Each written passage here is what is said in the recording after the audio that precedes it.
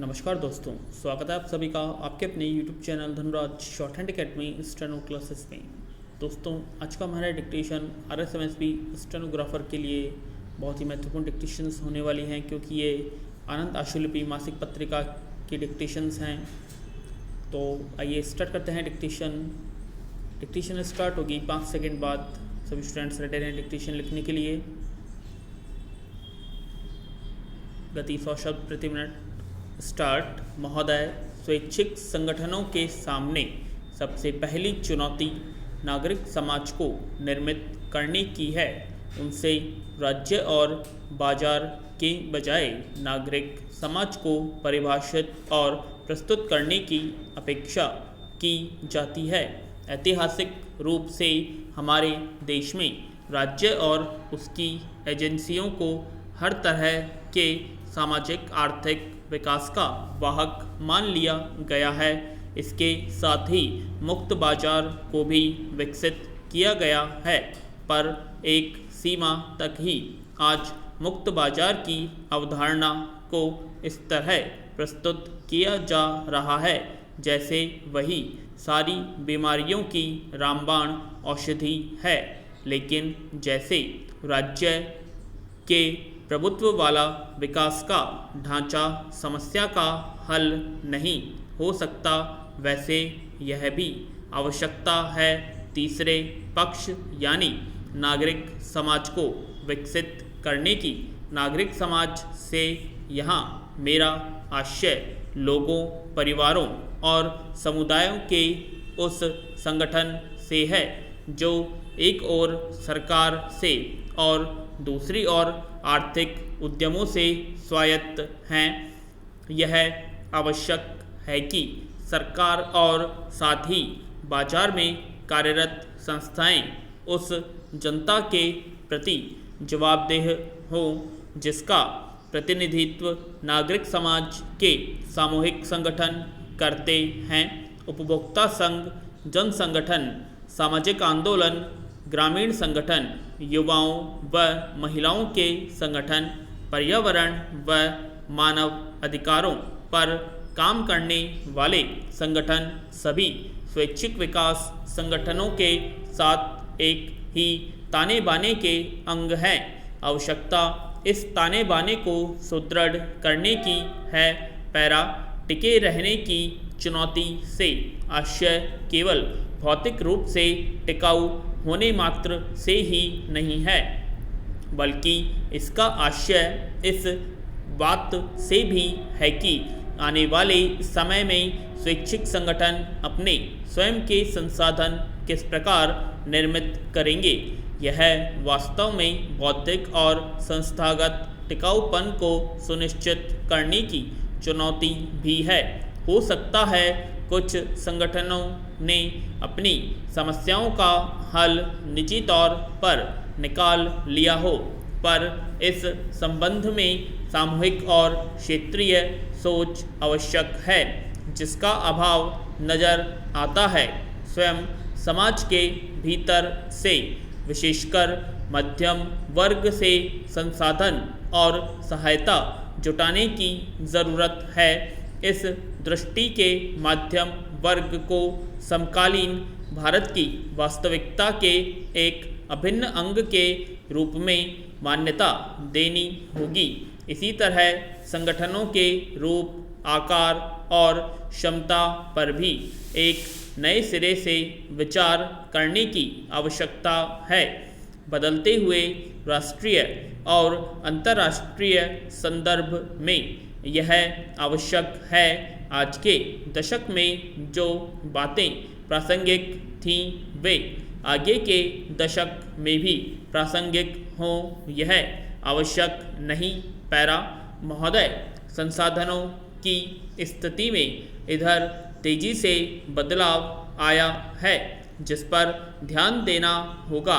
अलग अलग अवधियों में अपने को प्रासंगिक बनाए रखना भी स्वैच्छिक क्षेत्र के लिए एक अहम चुनौती है।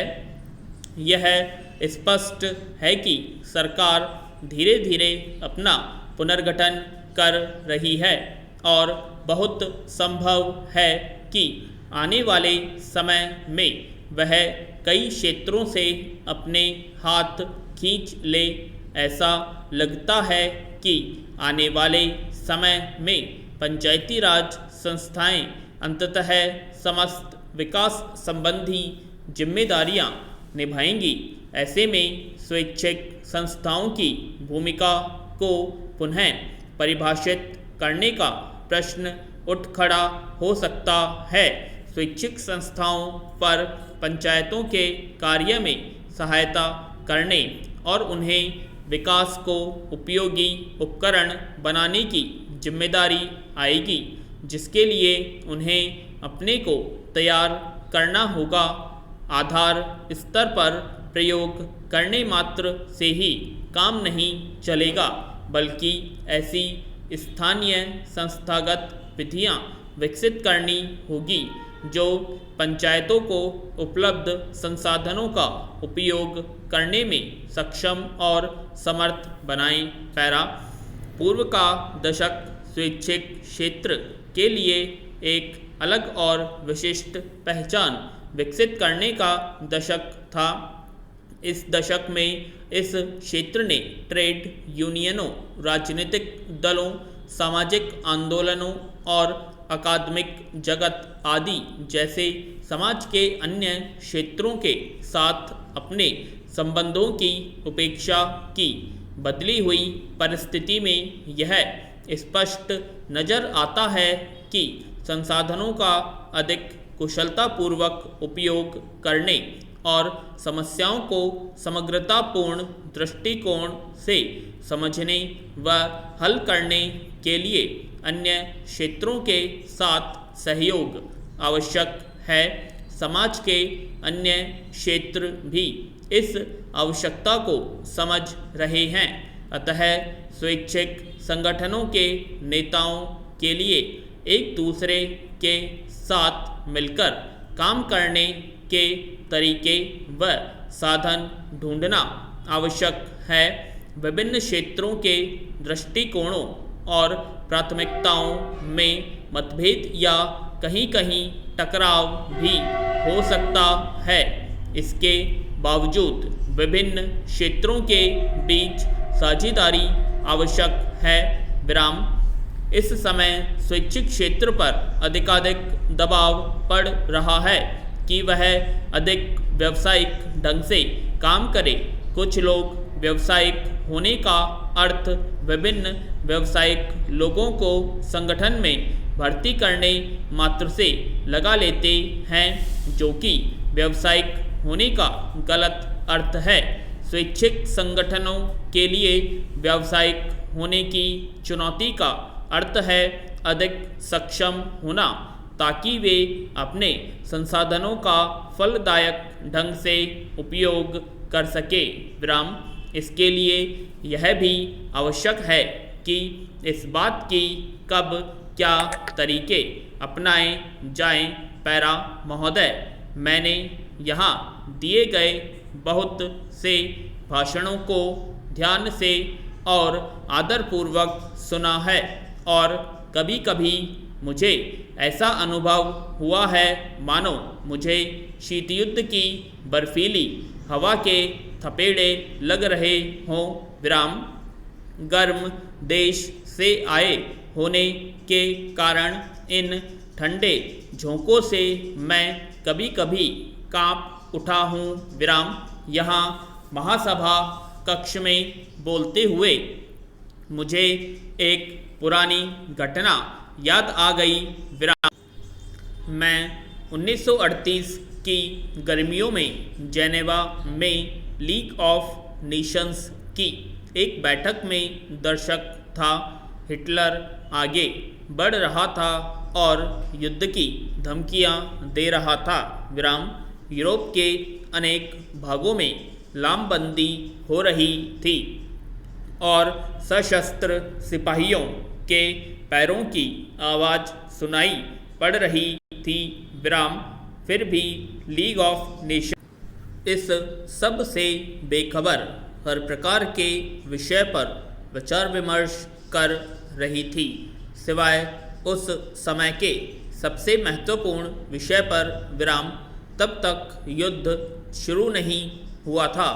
1 वर्ष बाद संसार में पूरे जोर शोर और विनाश के साथ युद्ध शुरू हो गया। कई वर्षों के नरसंहार के बाद युद्ध समाप्त हुआ और हिरोशिमा तथा नागासाकी के भयानक अनुभव से एक नए युग, परमाणु युग का सूत्रपात हुआ।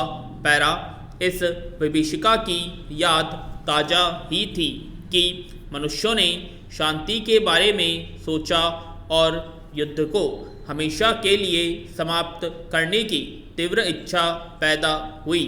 उच्च आदर्शों के आधार पर संयुक्त राष्ट्र का जन्म हुआ, जो इसके चार्टर में शामिल हैं। लेकिन युद्ध के बाद संसार की जो स्थिति थी उसकी अनुभूति भी हुई। विराम। इसलिए कुछ विरोधी प्रवृत्तियों को संतुलित करने के लिए संगठन के ढांचे में व्यवस्था की गई। विराम। सुरक्षा परिषद के स्थायी सदस्य थे और बड़ों ताकतों के बीच सर्वसम्मति की व्यवस्था की गई थी। विराम। यह सब बहुत तर्कसंगत नहीं था। विराम। लेकिन इससे संसार की कुछ वास्तविकताएं प्रकट होती थीं, जिसके कारण हमने उन्हें स्वीकार किया। पैरा। उस समय एशिया और अफ्रीका के बड़े भागों में संयुक्त राष्ट्र के प्रतिनिधित्व नहीं मिला हुआ था और वे औपनिवेशिक शासन के अधीन थे। तब से दुनिया में उपनिवेश तेजी से कम होते रहे और हम यहाँ अफ्रीका के कई देशों का स्वागत करते हैं। संयुक्त राष्ट्र प्रतिनिधियों की संख्या क्रमशः बढ़ी है, लेकिन हमें याद रखना चाहिए कि अब भी यह पूरी तरह प्रतिनिधि संस्था नहीं बनी है। अभी भी संसार के कुछ भागों में उपनिवेशवाद की जड़ें मजबूती से जमी हुई है। विराम। तो दोस्तों, ये थी हमारी आज की आनंद आशुलिपि मासिक पत्रिका की अंक 27 की प्रतिलेखन संख्या 1, 2 व 3 की डिक्टेशन, जो कि 100 शब्द प्रति मिनट की गति से बोली गई थी और RSMSB के लिहाज से बहुत ही महत्वपूर्ण डिक्टेशंस हैं ये। तो इस बुक की सीरीज़ को हम कंप्लीट करेंगे। रेगुलर डिक्टेशंस रहेंगी इस सीरीज़ की।